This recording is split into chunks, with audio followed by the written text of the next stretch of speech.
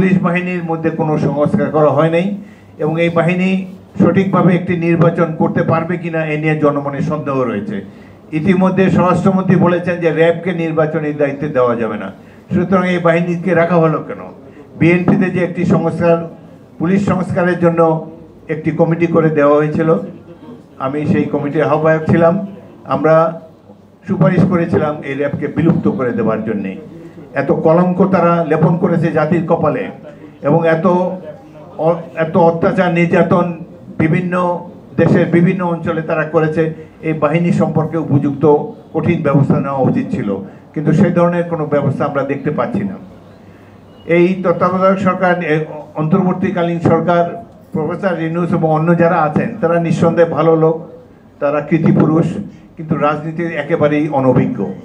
অবশেষে যে তাদের বোধোদয় হয়েছে যে নির্বাচিত সরকার ছাড়া বাংলাদেশের জনগণের এই সমস্যা কেউ সমাধান করতে পারবে না, দেরিতে হলেও তারা উপলব্ধি করেছেন এবং প্রফেসর ইউনূস আমাদের নেতা তারেক রহমানের সাথে বৈঠকে বসে লন্ডনে নির্বাচনে যে প্রতিশ্রুতি দিয়েছিলেন ফেব্রুয়ারি মাসে প্রথমার্ধে নির্বাচন হবে, এই প্রতিশ্রুতি পালন করার জন্য আমি প্রফেসর ইউনূসকে আন্তরিক ধন্যবাদ ও কৃতজ্ঞতা জানাচ্ছি।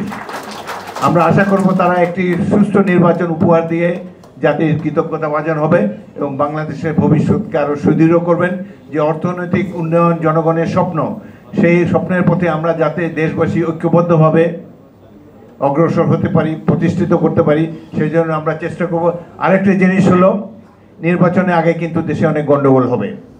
ভারতে আশ্রয় নিয়ে এই মাফিয়া নেত্রী শেখ হাসিনা এই দেশকে লণ্ডভণ্ড করার জন্যে, নির্বাচন বানচাল করার জন্যে অনেক সহিংস ঘটনার অবতারণা করবেন। আমরা দল মত নির্বিশেষে দেশবাসী সবাই মিলে ঐক্যবদ্ধভাবে এই মাফিয়াদের নাশকতামূলক কর্মকাণ্ডকে প্রতিহত করব। আজকের দিনে এই হোক আমাদের অঙ্গীকার।